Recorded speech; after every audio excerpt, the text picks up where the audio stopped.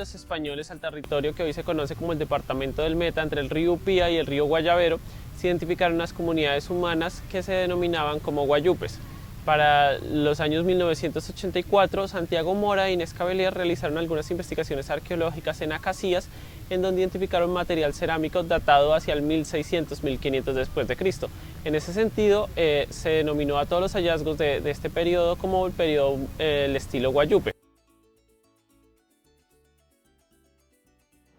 Yo me vinculo, como decía, en el año de 1973. Fui reclutado por el Instituto de Fomento Industrial. Yo venía con una trayectoria como ingeniero de petróleos. Participé en la exploración de la cuenca carbonífera del Cerrejón de La Guajira y ahí tuve una experiencia de 3 años haciendo perforaciones para determinar las reservas que habían de carbón en ese sitio. Esa experiencia me sirvió para mi vinculación al Instituto de Fomento Industrial y me contratan para que sea el ingeniero administrador de las salinas de Upín, que estaba en la etapa también de exploración mediante perforaciones. Me vinculo a partir del 1 de marzo del 73. Mis expectativas se enfocaron en esa época a mejorar las condiciones de producción de la mina, porque apenas se estaba conociendo el yacimiento y la sal se explotaba de manera, digámoslo así, artesanal, con hornos de cristalización alimentados por carbón. Y yo era ya conocedor de que había unas técnicas distintas y que se podían implementar en las salinas, en Upín. Le trabajé bastante ese tema de lograr tener una planta cristalizadora y eliminar el tema de los hornos, que tenían un problema ambiental por contaminación del combustible que se usa, que es carbón.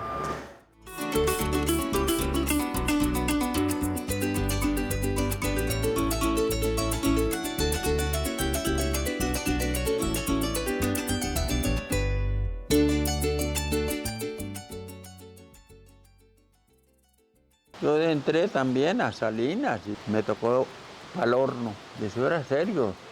Yo me quemé, metí una pata a un caldero, eso es un cuarto, eso es caliente. Yo me quemé. Aquí tengo la cicatriz todavía. Mi abuelo Rafael Castillo los trajo desde muy temprana edad aquí a este llano y se vincularon aquí en el municipio de Restrepo y por este sector de las Salinas. Entonces él ya cuando tuvo la edad de ir a pagar el servicio militar, pagó el servicio militar, regresó y fue cuando ingresó por primera vez a la entidad, a Salinas de Upín. Era soltero en ese entonces y buenamente renunció, se retiró, después lo reintegraron como contratista, luego de contratista terminó sus labores. Eso es la parte laboral que recordamos hasta lograr escalar a un cargo de supervisor y así pensionarse. El 18 de febrero del 58. Yo trabajaba ahí, ¿no? Pero con contrato. Y ahí me contrataron que trabajaba en la empresa. Elaborando la sal, y cuando estaba pagado el horno por arreglo, reparación. Entonces, a oficios varios, lo que hubiera que hacer. Yo entré el 20 de mayo de 1975. Yo trabajé 17 años y medio acá. Y yo fui hornero. Trabajé en la mina también, de martillero, de la vagoneta para sacar la sal de allá. Empecé a trabajar en las salinas como trabajador de contratista por ahí en el año 68, 69 más o menos. De ahí en el 71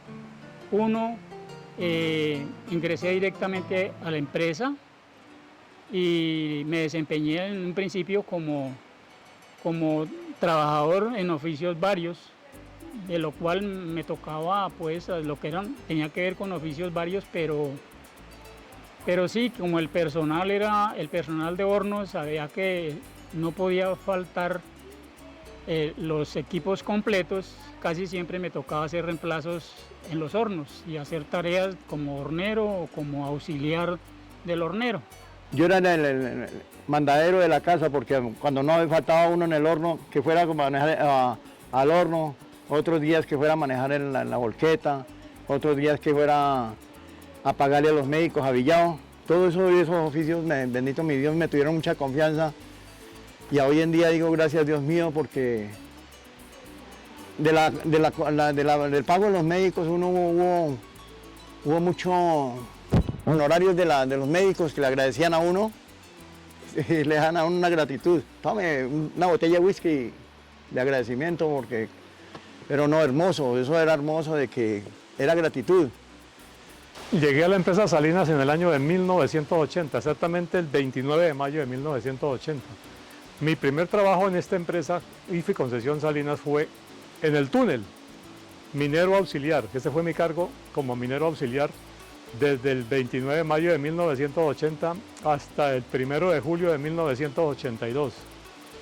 Hubo un derrumbe, no pudimos trabajar más en el túnel, entonces pasamos a los hornos de elaboración.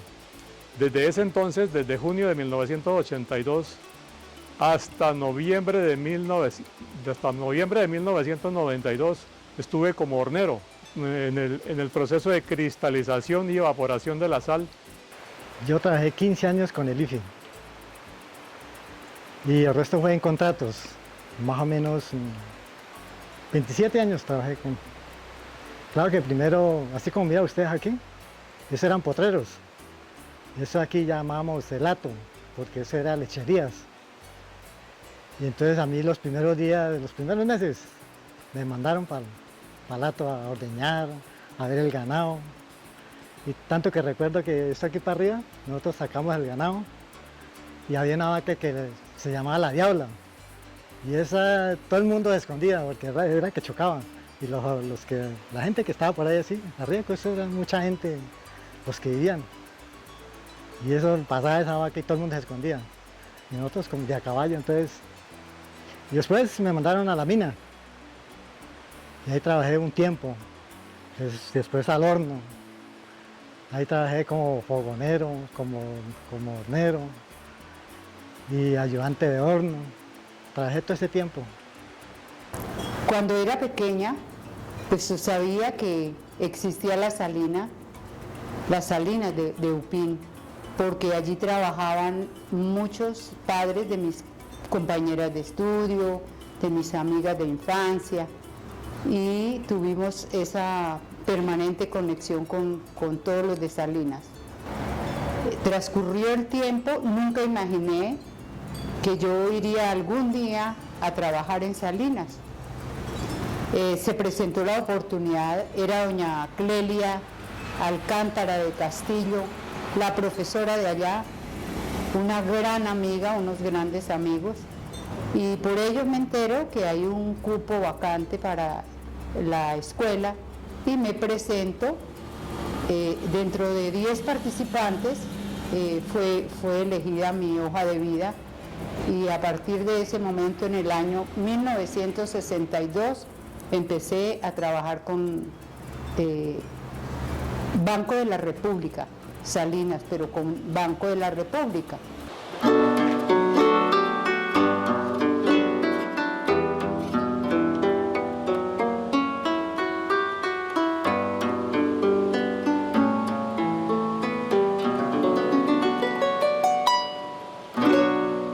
Crecimos en una familia junto a mi madre, mi padre, Elsa Bermúdez, Óscar Velázquez y mi hermana Tania, hijo del salinero Julio Óscar Velázquez. No lo dijo, pero a él le decían, tenía 2 seudónimos, el abuelo y Chico Llano. ¿Por qué Chico Llano? Porque a él le gustaba mucho el arpa llanera. Acá cuando se hacían las tradicionales fiestas de Salinas, recuerdo cuando niño él interpretaba su música junto a otros salineros que lo hacían empíricamente en su época y lo hacían muy bien. Nosotros crecimos bajo el lema de ser salineros y ser folcloristas al tiempo. En el túnel la labor que se hacía era explotación de la roca salada. Este túnel tenía 210 metros de profundidad. Mientras un grupo de trabajadores, que era el grupo de perforación, hacía las perforaciones, nosotros los auxiliares mineros hacíamos el descargue de la sal que había sido detonada el día antes en vagonetas. Vagoneta es una carretilla grande, una especie de carretilla grande que se llevaba por unos rieles, como ver los rieles de ferrocarril, creo que eran los mismos rieles de ferrocarril. La sacábamos hasta el depósito de decantamiento.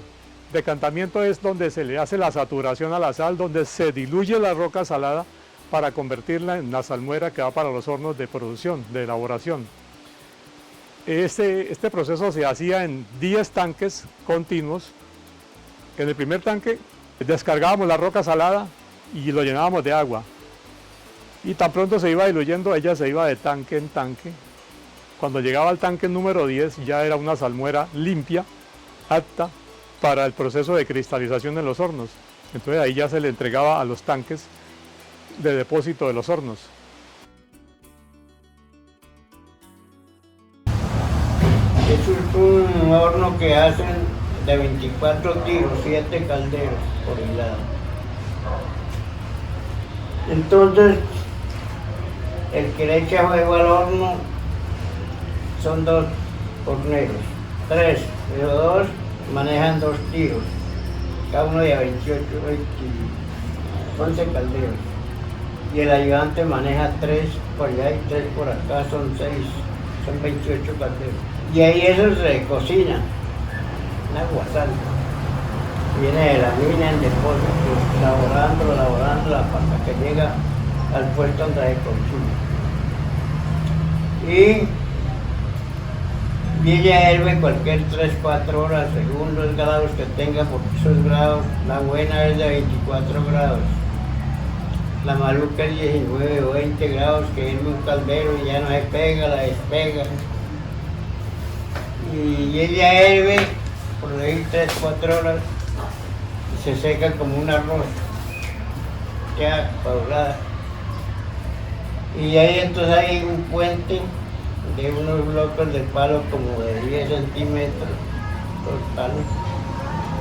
Se ponen canastos y manija.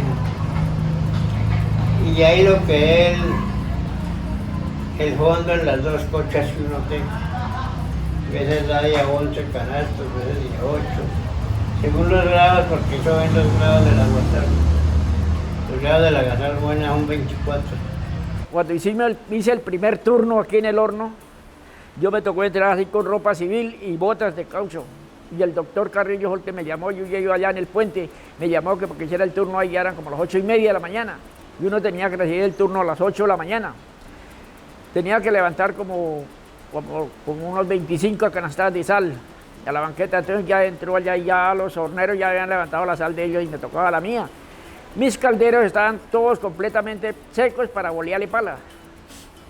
Entonces el doctor Carrillo le dijo, que era el administrador aquí en la salina, les dijo a los horneros, ayúdenle a levantar la sal. Y me ayudaron a levantar la sal, eso fue ligerito.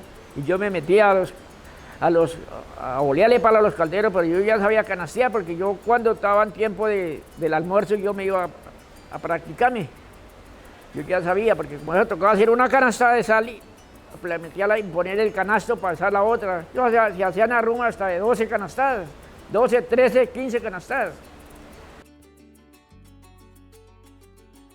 La llegada al trabajo era bien complicadita porque llovía y como tocaba a pie, la empresa tenía un campamento que ahorita vamos a conocerlo, donde los que estábamos de turno de medianoche, ahí nos daban una camita ahí improvisada para uno descansar, dormir hasta la medianoche, y de ahí salía a hacer el turno.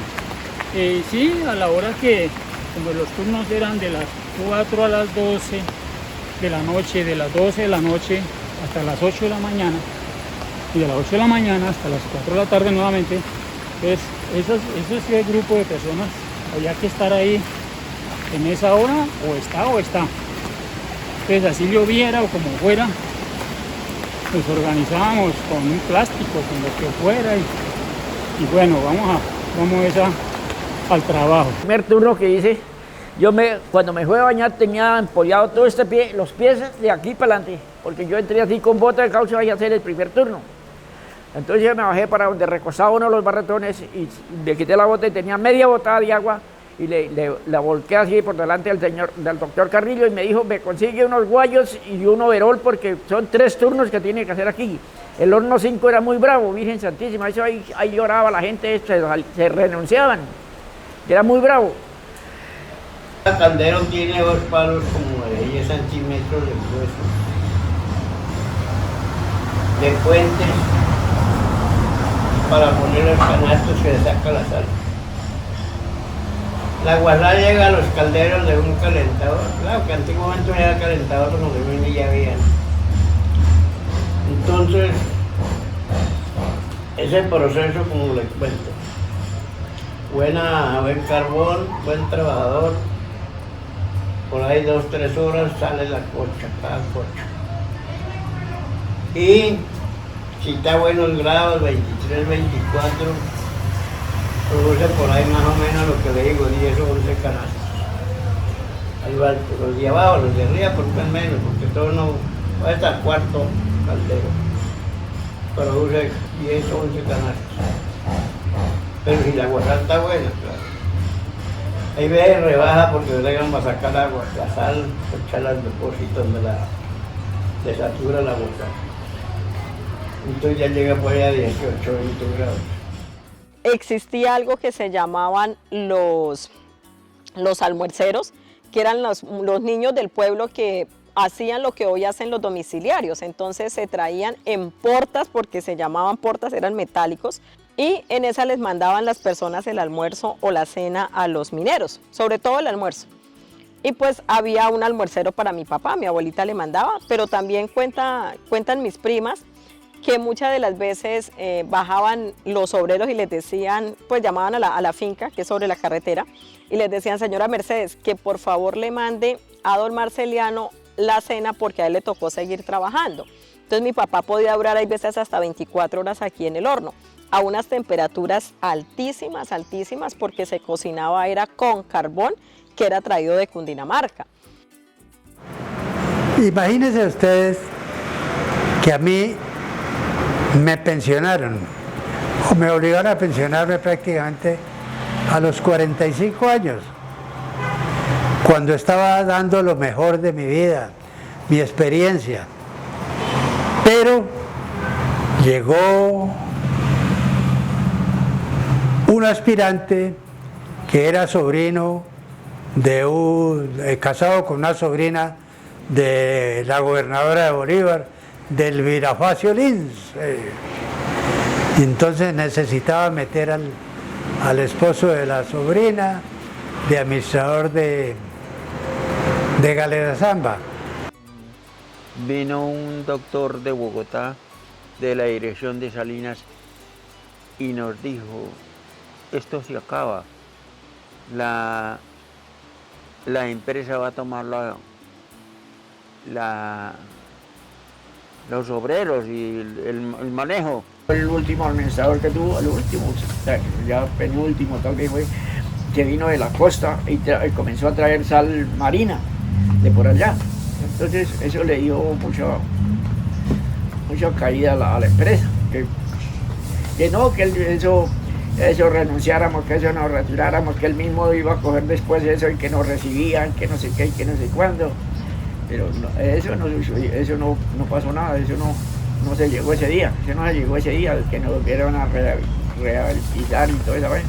Todo lo que daba el IFI se nos acabó a nosotros. ¿Cómo diría que a lo último éramos 3 en el horno, resultamos 2 trabajando, el mismo trabajo? Ay, ¿cómo la ve? Y por ejemplo, el sueldo se bajó. Nosotros lo hacíamos era porque teníamos que cotizar para la pensión. Todos los que quedamos, ¿no? Pues esto toca seguir porque ¿qué más? Para la pensión. Y gracias a Dios salimos pensionados. En el año 1991, pues el gobierno decide liquidar el contrato de concesión y le propone a sus trabajadores a nivel de Manaure, Galera Zamba, Zipaquirá, Nemocón, Upín, más o menos éramos casi 2.000 trabajadores, un plan de retiro porque ya se iba a liquidar la actividad estatal de explotación de la sal. Nosotros pues nos acogemos Yo en ese momento estoy trabajando en Bogotá, ya en la subdirección de producción, estoy como asesor. Yo encuentro que fue un impacto muy negativo para los trabajadores porque no estaban preparados para eso, para quedarse a mitad de camino sin trabajo, y ante la alternativa y oportunidad que brinda el Instituto de Fomento Industrial de que la explotación ya no fuera directamente sino a través de empresas, y ojalá empresas que conformaran los trabajadores. Yo lidero a los trabajadores de las Salinas Dupín en número de 80 y conformamos una empresa, una sociedad anónima muy democrática, donde todos tenían la oportunidad de tener acciones, los trabajadores, una junta directiva, y licitamos la operación indirecta, nos ganamos el contrato, nos lo adjudican para el 5 de mayo de 1993, contrato que se prolongó hasta el año 2008. Creamos la empresa que se llamó Sales del Llano S.A., que todavía existe, y estuvimos desarrollando la actividad de explotación. Tuvimos un desarrollo, digamos, industrial, porque empezamos a producir sales mineralizadas, darle mayor valor agregado a la sal con el fin de mejorar el negocio. Entonces producíamos sales mineralizadas, alimentos para ganado, inclusive llegamos a producir sal para el consumo humano. Con Sales del Llano trabajé en el cargo de, inicialmente era jefe de turno, después con el paso de los días decidieron cambiar el nombre del cargo de jefe de turno a supervisor de producción. Ahí duré hasta el año 2008, que fue cuando se acabó el contrato de Sales del Llano. Y en el mismo 2008, en octubre, comenzó Salcol, y pues por la experiencia que teníamos nos llamaron a trabajar y ya ahí continué con Salcol siendo supervisor hasta agosto del año 2014, que la empresa dijo no necesitamos más supervisores, por ahora lo suspendemos, si hay la posibilidad más adelante le volvemos a llamar. Yo comencé a trabajar de 16 años, ya puede imaginarse, pero yo siempre me consideré una persona madura y responsable. Y de casualidad fui casi la consejera de las señoras, de todas ellas, las mamás de mis niñas, de mis alumnos, de todos los alumnos. Ellos además llevaban tareas para su casa, no solamente tareas escolares, sino tareas que debían realizar ellos en su hogar, como por ejemplo recoger su desorden, ayudar en el aseo de la casa, los fines de semana, cosas para nosotros los adultos sencillas, pero para ellos no, y todo eso se les enseñaba. Ellos llevaban tareitas para su casa, ayudar a ordenar la mesa del comedor, su cama, dejarla tendida, el aseo personal. Era permanentemente recalcarles eso. Y con respecto a los momentos de dificultad de ellos, pues lógico, sus familias se unían en ese dolor, en esa angustia. Tenían que venir hasta acá, hasta Villavicencio, hacer ese recorrido Restrepo-Villavicencio para visitar en el hospital. No eran clínicas, era el hospital a donde venían a visitar a sus enfermos, quemados, accidentados. Y cuando ya me dijeron que la escuela se cerraba, pues fue muy doloroso la verdad. Fue terrible, angustioso, lloré, bastante. Mientras mi papá trabajaba, mi mamá nos acercaba a la Casa de la Cultura para aprender a tocar instrumentos y a bailar y todo el tema que nos inculcaron de la cultura. Anécdota, siempre fui alérgico, entonces mi padre nos traía al horno porque las vaporizaciones que botaba la caldera cuando estaban cocinando, eso nos decían que era bueno para la alergia y sí, efectivamente funcionaba. Esas vaporizaciones uno venía y olía y se destapaba uno la nariz y la ayudaba uno para el tema de las alergias y de las gripas que existía. Sufrimos mucho también de las gargantas, de la amigdalitis y ese tema en esa época.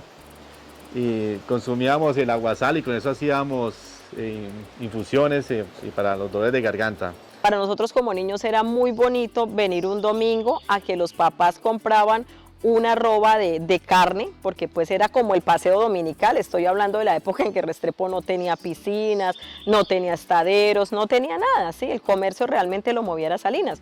Entonces el paseo de nosotros era venir el día domingo a los hornos donde los papás se unían entre los 4 horneros o las personas que tenían el turno que ellos llamaban, asaban la carne en 1 hora, asaban esa carne y las papas las echaban dentro de las calderas. Esa papa entre más salada estuviera para nosotros era más rico. Eso era bonito, venir el domingo era bonito a eso. Además las fiestas, mi papá pues era en su momento de los organizadores de las fiestas del 1 de mayo con mi mami.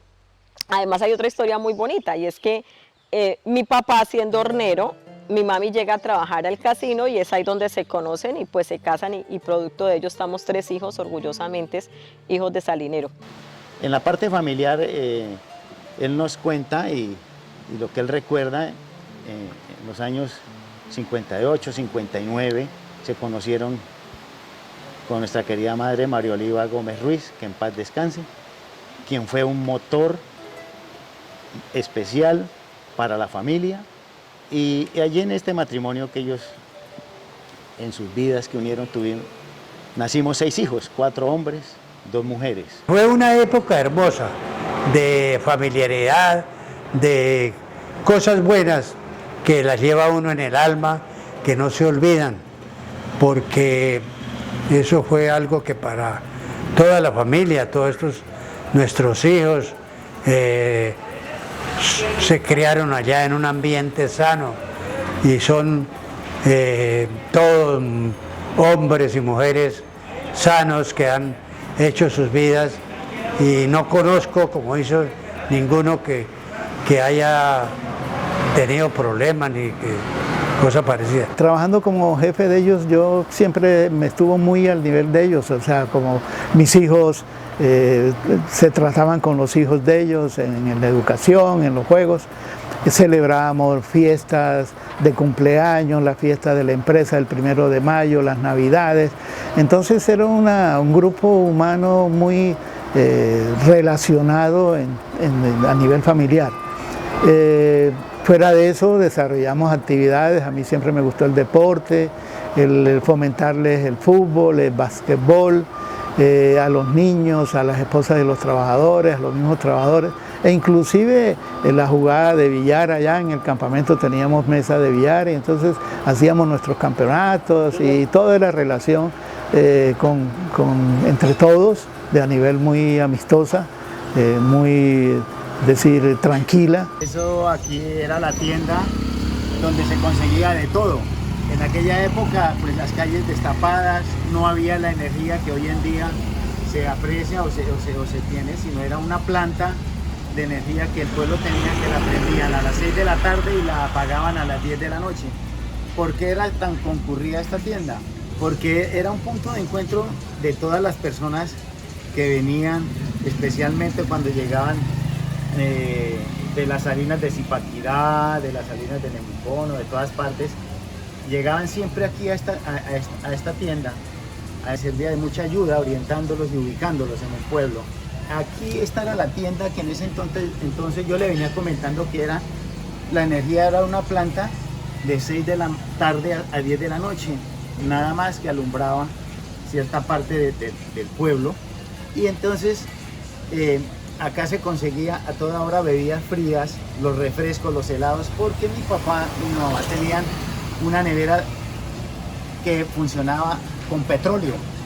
Entonces era algo exclusivo acá en el pueblo y se conseguían las bebidas heladas, igualmente los polares de aquel entonces, los refrescos, los helados. Como hija de salinero, de verdad que para nosotros es un gran orgullo. Sentir que nuestros papás se quemaron, porque literal la temperatura era súper alta en los hornos, pero era la forma en que llevaban el sustento a nuestras casas. Pero ese orgullo para nosotros de verdad es grandísimo, el sentir que mi papá hizo parte de esta empresa y que esta empresa lo dio todo por Restrepo. Con esta empresa nos educamos, era a tener una beca en el colegio y a tener una beca en la universidad. Gracias a ese trabajo arduo de mi papá, gracias a esas exposiciones, pues fue que mi papá pudo darnos educación y pudo sacarnos adelante. Pero además de eso, sentir de verdad que esto se conformó fue una familia. No era el señor Abel Gómez, no era el señor Carlos Carrillo, era la familia salinera, porque todos finalmente terminábamos siendo eso. Retomar todas estas cosas de esas antigüedades, y por así lo podemos llamar, que uno ya hace parte de esas antigüedades con 72 años, y llevarlo a un proceso de convertirlo en un patrimonio turístico y cultural, que esto vale la pena llevarlo adelante, ver en qué podemos aportar, qué granito de arena le ponemos a este proyecto para que se haga una realidad y nuestras generaciones tengan algún día que mirar, o por lo menos sepan de que aquí existe una empresa bien importante, una empresa pujante aquí en el llano, que desafortunadamente desapareció.